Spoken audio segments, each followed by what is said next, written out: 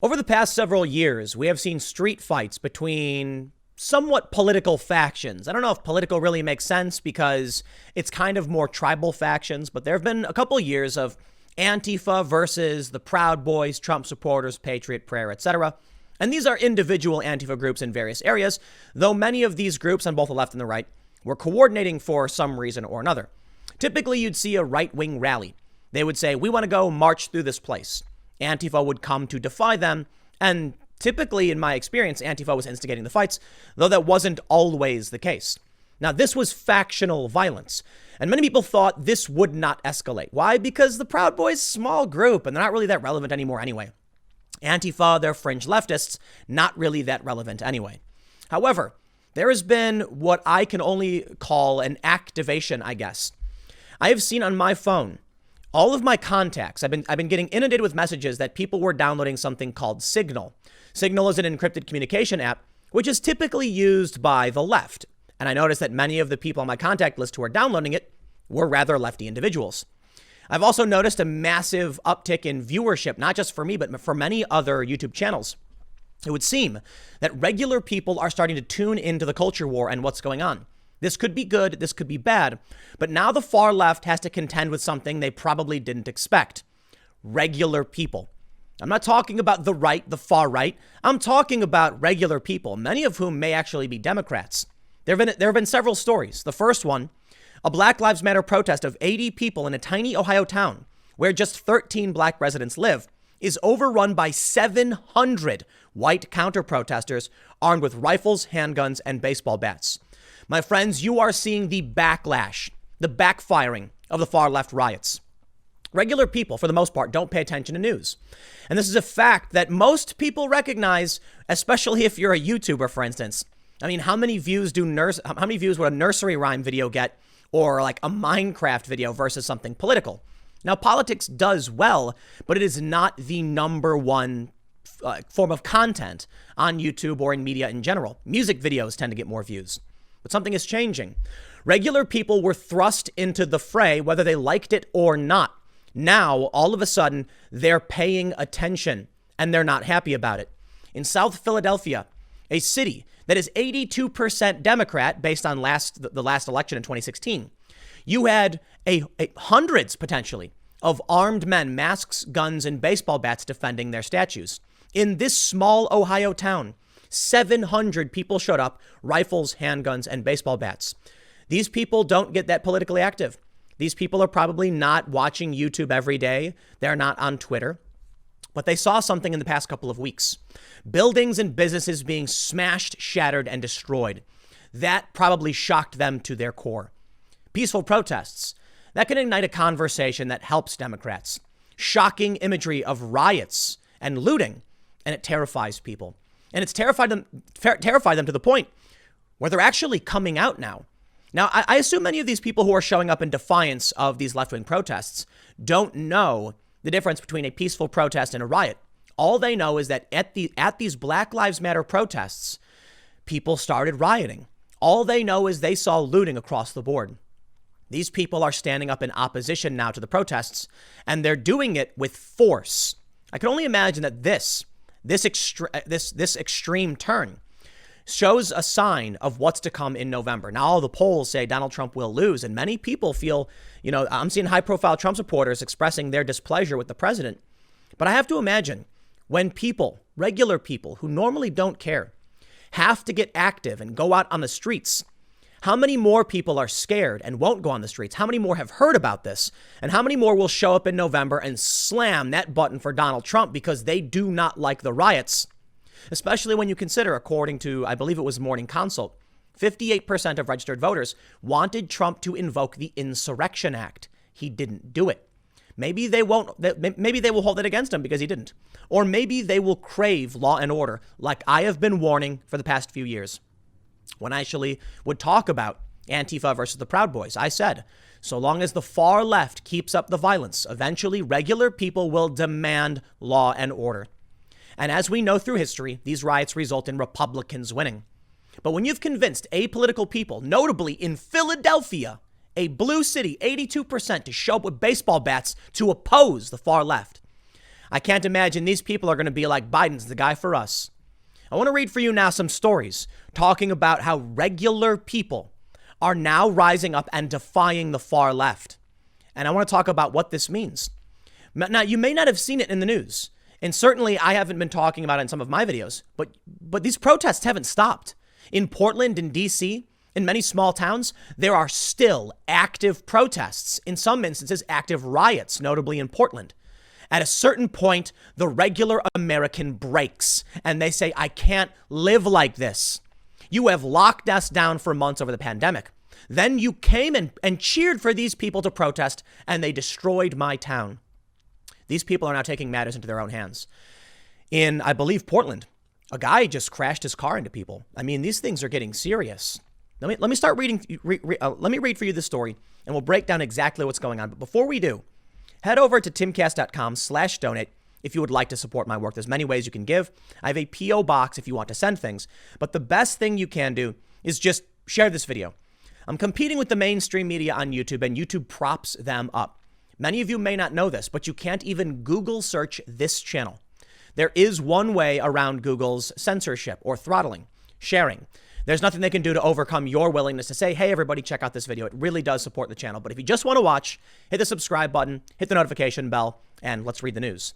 From the Daily Mail, Black Lives Matter protest of 80 people in tiny Ohio town, where just 13 black residents live, is overrun by 700 white counter-protesters armed with rifles, handguns, and baseball bats.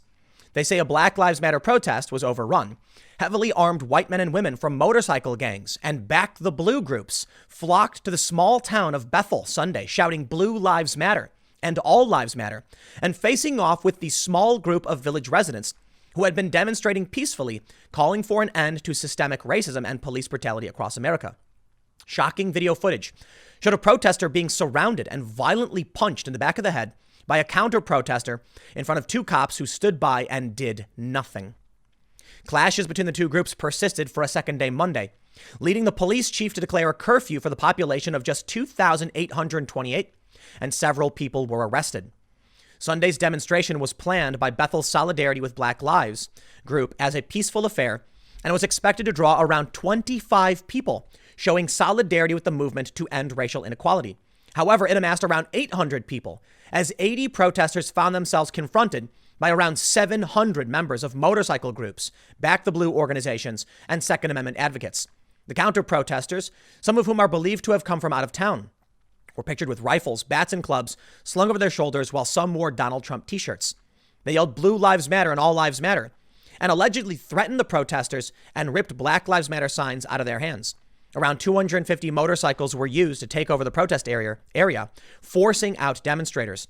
Peaceful protesters accused the group of inciting hate and violence, with one demonstrator being punched in the head and 10 incidents now under investigation by local police.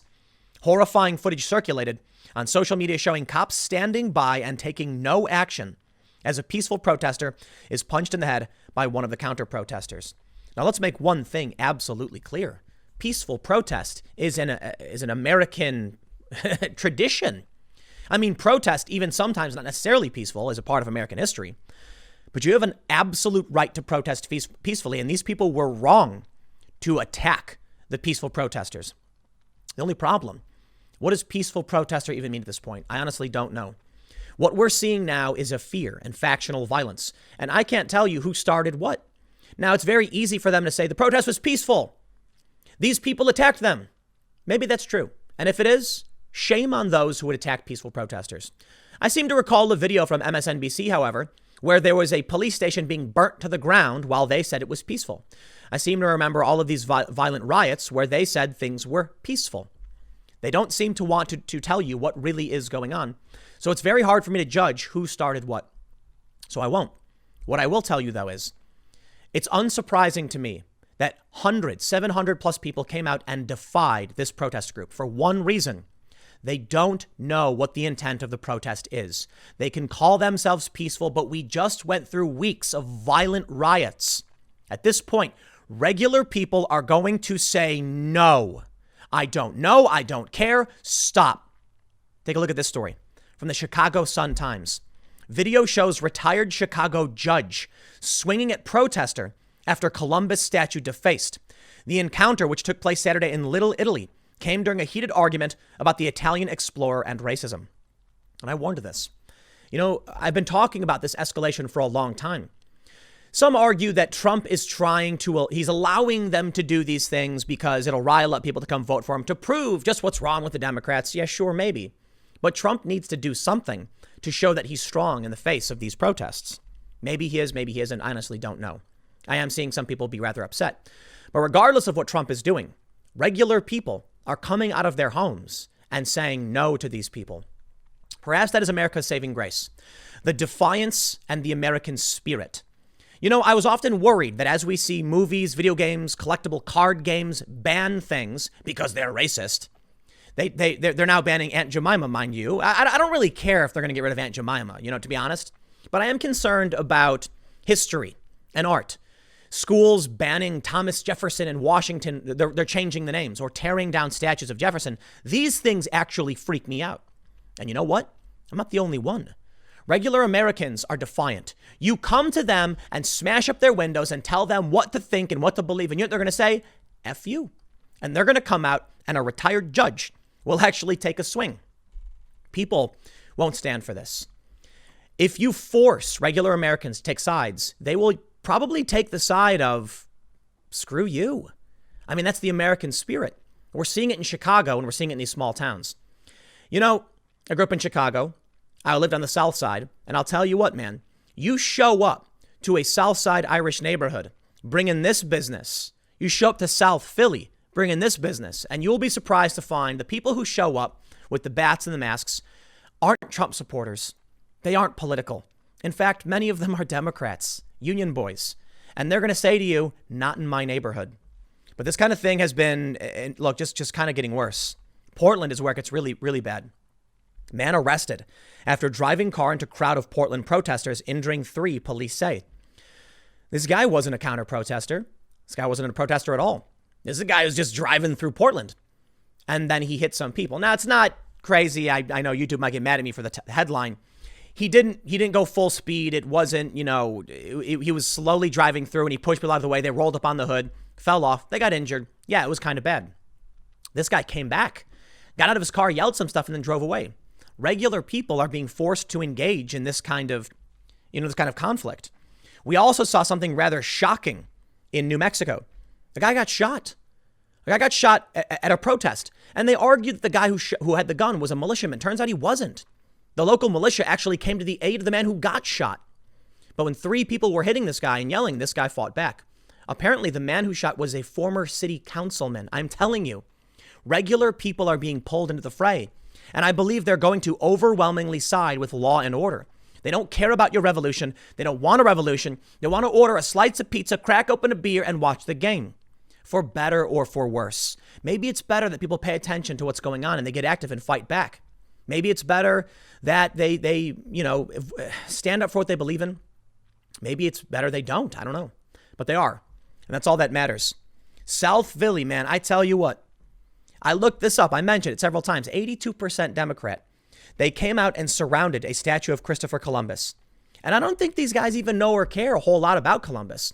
This is more about you coming into our homes and telling us we can't appreciate art.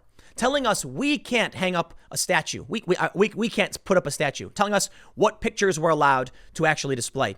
What card game cards we can use. Eventually people say, nah. Look, you want to have a conversation. You want to vote democratically. We'll take this into consideration. You want to show up with weapons, bats, ropes, and vandalize our town. We're going to say no way. And regular people are doing just that. This story I covered a couple days ago. It's actually kind of shocking because there was a left-wing journalist who was filming, got roughed up a little bit. I'm not cool with that. But you know what? I'll tell you what. There's a big difference between Antifa showing up to someone's neighborhood, occupying several city blocks and telling you you can or can't do something, and residents telling you can or can't do something. Look, man, when Antifa tells journalists not to film, when they attack people who hold different views, you see that video of them dragging the preacher through the Chaz in Seattle? It's freaky. These are people who show up to our neighborhoods and tell us what to do. Now, what's happening in Philly is a little different. I understand it's also bad when these local residents in South Philly rough up a journalist, tell him he can't film. That's not okay. He can. But you have to respect when you go into someone else's home, when you go into someone else's neighborhood. And yeah, that goes for me too. I have covered this stuff for nearly a decade. Okay, in the past few years, I haven't been on the ground, but for the first 6-7 years, I was. And I always made sure to tell everybody, when you go into a neighborhood that is not your own, you must respect the people who live here. Yes, you have a First Amendment right, but be mindful of how local residents will react to what you're doing in their neighborhoods. I know this. I covered Ferguson. Now, a lot of people, they would point the finger at me and say, you would go to Ferguson and film things, and they didn't want you there. And that's not true. We stayed, for the most part, on West Florissant, where the police were active and there was violence. And when we went into the neighborhoods, we were very cautious with our cameras and always asked permission. We didn't need to. We're allowed to film. But think about what happens when you go to South Philly, you go into their neighborhood and you want to take down a statue. They're going to fight. They shouldn't hit you, but they're not going to stand for it, man. Over in Seattle, we're now seeing what things are really like for people who don't have access to the police. Everything you're seeing with these people taking matters into their own hands should show you what the next wave of no police will be. Seattle business owner near protest zone detains robbery suspect. Police never show up despite 911 calls. Yeah, it's unfortunate because the cops can't show up. The first thing you will see with no police is chaos. The next thing you will see is armed vigilante groups. I don't even know if vigilante is the right way to phrase it, but I guess technically they're taking the law into their own hands because no one else is. That's kind of what happened in New Mexico. The militia that was there, they call themselves the New Mexico Civil Guard, wrote in a post they backed off and were going to watch as the protesters toppled the statue. I guess they were there because the police weren't doing anything. But the guy who had the weapon, who was attacked and then fought back, the guy with the gun, he was probably someone he was someone showing up saying, I'm going to stop you from breaking the law. When the police don't do their jobs or they're not around to do it, regular people will start to rise up. In this instance, it was one guy. The New Mexico Civil Guard backed off. What do you think happens when these far leftists start showing up to smaller towns like we saw in the first story? It's not just going to be one person. It's going to be 700. What happens when they show up in, a big city or a suburb? It's not going to be 700. It's going to be 70,000. Well, okay, maybe not 70,000, but eventually you're going to get a lot of people saying enough. No way. So maybe 700. I mean, I got to admit, the reason I would jump to a number as large as 70,000 is because you got to think about the 10 million people who live in New York. And what happens when they go up to the northern part of the city and a lot of people are saying no way. Eventually, you get numbers that are massive. I mean, we're seeing protesters in the tens of thousands. 700 people showed up in a town of 2,800. So what does that mean for the big cities? I think it means things are going to start getting particularly crazy. Check out this. This tweet's going viral. And I'll tell you what this means, this tweet. It's an image. It's a video of a woman that they're calling, Officer Karen. You making a mistake?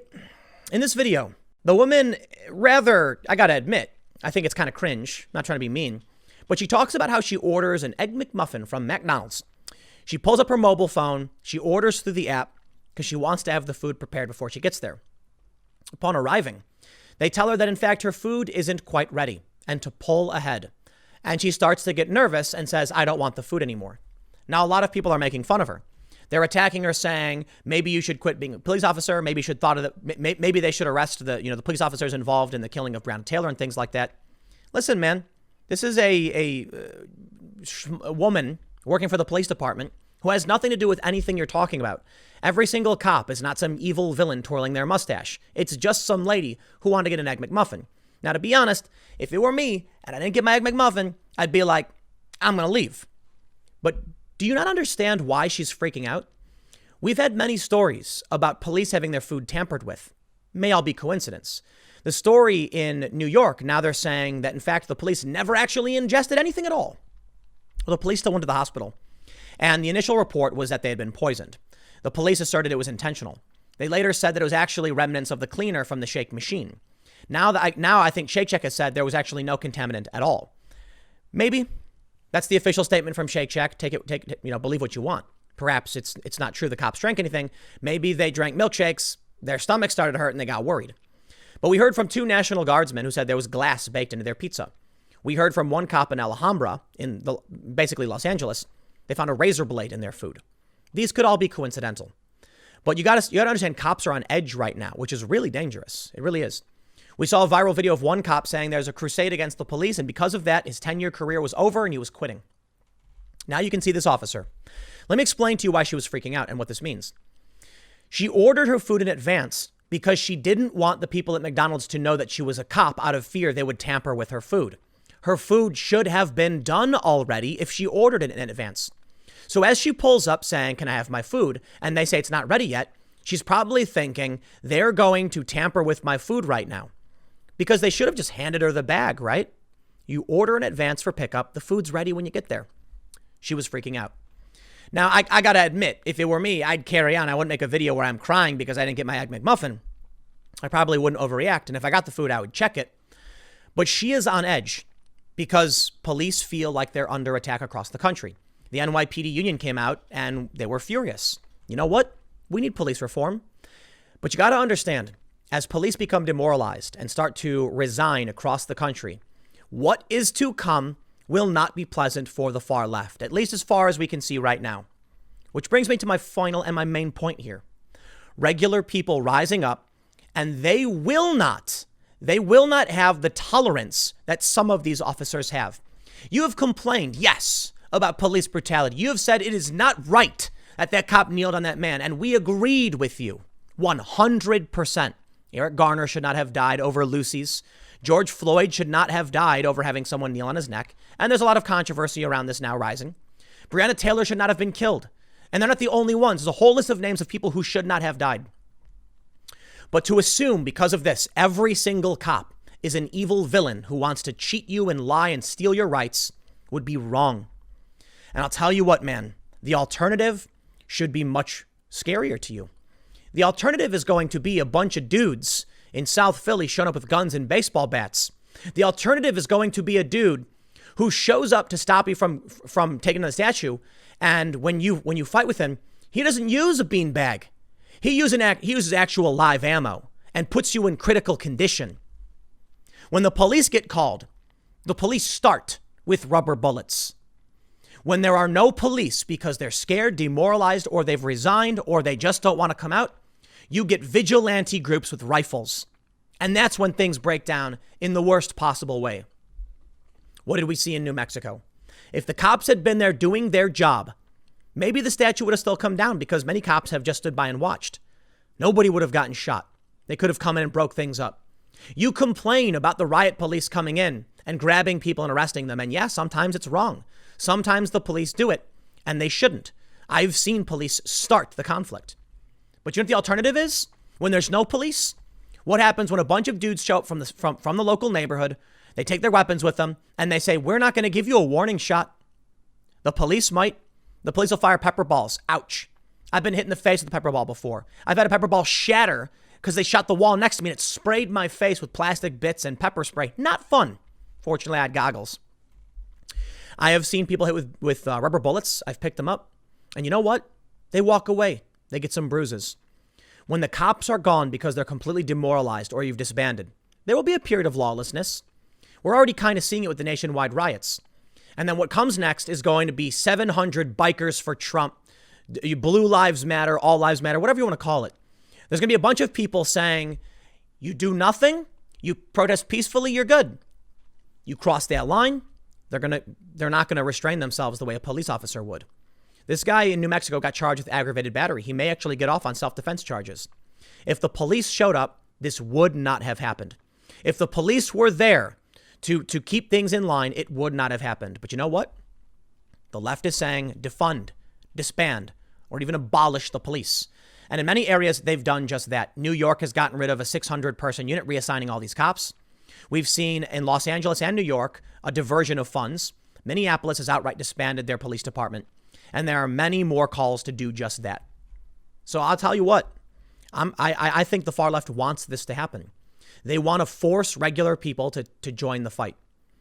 But I gotta tell you, man, the right is not the instigator. The right is not instigating this. The right, for the most part, is complaining online to their own detriment. And the left is going out in the streets and destroying things. Eventually, regular people who don't engage in politics will be activated. And I think we're seeing it now. So to bring it back to the beginning, to the first point, I see all these people signing up for Signal, and they're lefty people. and I see what they're posting online, and they are 100% being activated towards the left and the extremist left. And I then see viewership skyrocketing for moderate and conservative channels on YouTube. People saying no to the violence, people saying no to defund the police, people saying yes to law and order, because that's what we really need. And that makes me realize when you see these people show up in Philly, I don't think these people are Republicans, but I think you just made them Republicans. If they're going to come up and say no to you, if they're going to watch the videos of the Bernie Sanders campaign staffer saying put these people in camps to educate them, will they go out and vote for Joe Biden? I don't think so. I think they're being forced to enter the fray they didn't want to. And they're going to ask, who is going to do this? Because I don't want to. You think any of these people, these South Philly guys wanted to come out with baseball bats? Or do you think they wanted to hang out with their buddies, have some wings, crack open a beer and talk about sports or something? It was all taken away from them. Well, now they're going to be given a choice. Joe Biden can fall asleep on the job, or you can hire the guy who says law and order. Now, Trump may not be doing a good enough job right now, but maybe they don't want to support the left. Maybe they will say, you know what, Trump, please, can you clean up the mess? Once Trump is in his second term, I think the floodgates will break open for better or for worse. And I think this is leading to a Trump second term. It's hard to know for sure, man. I'm seeing, like I mentioned, high profile Trump supporters saying they're not confident, they're not happy. But if these regular people now are confronted with an extremist left, why would they vote left? Even if Joe Biden has nothing to do with it. Is he coming out and condemning any of this? Nope. Trump is. And they're going to be like, Trump, please do it. Now, when Trump doesn't have to worry about a reelection, he's going to be like, all right, I will. And then he will bring out the Insurrection Act. I believe that Bill Barr and Donald Trump, if Trump is reelected, will unleash floodgates that will rain down a torrent upon this country. And again, for better or for worse. I think we're going to see indictments. I think we'll see people get arrested from the previous administration. I think we're going to see a rapid advancement of certain regulations on big tech, censorship and things like this. And I think you may actually see the Insurrection Act. You may actually see the National Guard and the military be deployed to restore order in this country. Again, for better or for worse. And like I said, 2 years ago, 3 years ago, if Antifa keeps doing this, the people in this country will cry out, save us, to Donald Trump. And that's how you will get a rise of the police state and authoritarianism, not because of the left. We'll see how things play out. Next segment's coming up at youtube.com/TimCastNews at 6 p.m. And I will see you all then.